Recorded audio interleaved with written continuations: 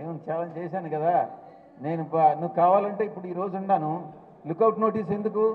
ఇటు విశాఖపట్నం మీ ప్రభుత్వం, మీరు అరెస్ట్ చేసుకోండి.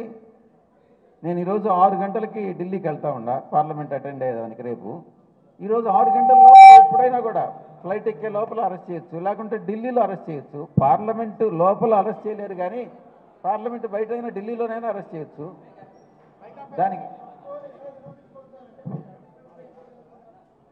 తప్పు చేయలేదు కాబట్టి చంద్రబాబు తప్పుడు ఆరోపణలు చేసి చంద్రబాబు ప్రభుత్వం తప్పుడు ఆరోపణలతో ఈ యొక్క ఎఫ్ఐఆర్ బుక్ చేసింది కాబట్టి ఛాలెంజ్ చేస్తా ఉన్నా. సార్ ఇప్పుడు 2019కి ముందు వైసీపీ పరిస్థితి చాలా అంటే పీక్ స్టేజ్లో ఉంది. ఎన్నికల తర్వాత పార్టీకి సంబంధించినటువంటి చాలా మంది ఇవాళ ముఖ్యమైన నాయకులంతా బయటికి వెళ్ళిపోతున్నారు. మళ్ళీ ఆ పొజిషన్ అసలు వచ్చే అవకాశం ఉందా? అసలు ఎట్లాంటి కార్యాచరణ ప్లాన్ చేస్తున్నారు సార్? అంటే కార్యకర్తల్లో కూడా చాలా అనుమానాలు ఉన్నాయి.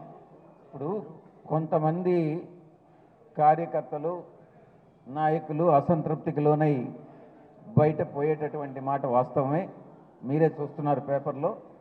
కానీ ఎన్నికలు దగ్గర పడే కొంది కొత్త నాయకులు పుట్టుకొస్తారు.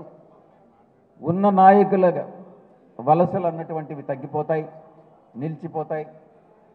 కొత్త రక్తం అన్నటువంటిది కొత్త ఒరవడిలోకి మనం వెళతాం. కాబట్టి ఇంకా జగన్మోహన్ రెడ్డి గారికి 50 సంవత్సరాల వయసే, రాష్ట్రాన్ని ముందుకు నడిపించగలడు, నాయకత్వ పటిమను మనం రుజువు చేసుకోగలమన్నటువంటి నమ్మకం మనకుంది. కాబట్టి భయపడాల్సినటువంటి అవసరం లేదు. అట్టని చెప్పి నేను నాయకుల్ని పోగొట్టుకోవాలని నేను చెప్పట్లే. నాయకుల్ని నిలబెట్టుకోవాల్సిన బాధ్యత మన అందరి మీద ఉంటుంది. ఎందుకంటే ప్రతి నాయకుడికి,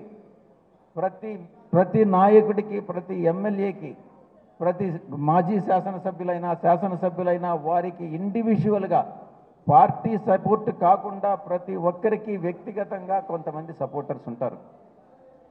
కాబట్టి ఎవరిని కూడా పోగొట్టుకోకూడదు అన్నటువంటిదే పార్టీ యొక్క అభిమతం.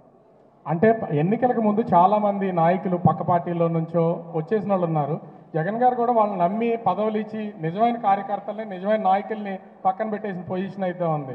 అంటే ఒకసారి జరిగింది, ఇప్పుడు ప్రభుత్వం మారేసరికి అందరూ పార్టీ మారిపోతారు, ఎంపీలు, ఎమ్మెల్యేలు, ఎమ్మెల్సీలు కూడా. కార్యకర్తలు నిరుత్సాహానికి లోనైనటువంటి మాట నిజమే, అది మేము సరిదిద్దుకుంటామని నేను చెప్తా ఉన్నాను.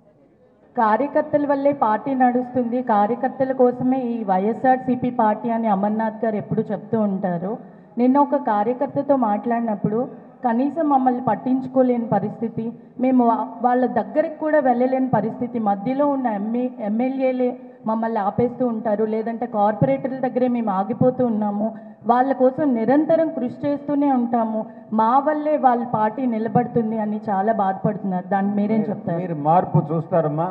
పార్టీ అధ్యక్షులు జగన్మోహన్ రెడ్డి గారే ఫిబ్రవరి నుంచి ప్రతి జిల్లాకి వచ్చి 2 రోజులు అక్కడే నిద్ర చేసి ప్రజలని, కార్యకర్తల్ని ప్రత్యక్షంగా కలుసుకోవడం, అభిప్రాయ సేకరణ చేసుకోవడం, వారి అభిమతానికి అనుకూలంగా నడుచుకోవాలన్నటువంటి ప్రయత్నం చేయడం జరుగుతుంది.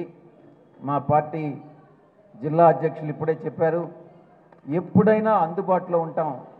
గతంలో అధికారంలో ఉన్నప్పుడు కొంత సమయాభావం వల్ల అందుబాటులో లేకున్నప్పటికీ కూడా ఇప్పుడు ప్రతిపక్షంలో ఉన్నాం కాబట్టి తప్పకుండా అందుబాటులో ఉంటాము అన్నటువంటి హామీ ఇవ్వడం కూడా మీరు వినే ఉంటారు. తప్పకుండా ప్రజల ఆశయాలకి అనుగుణంగా నడుచుకుంటాం.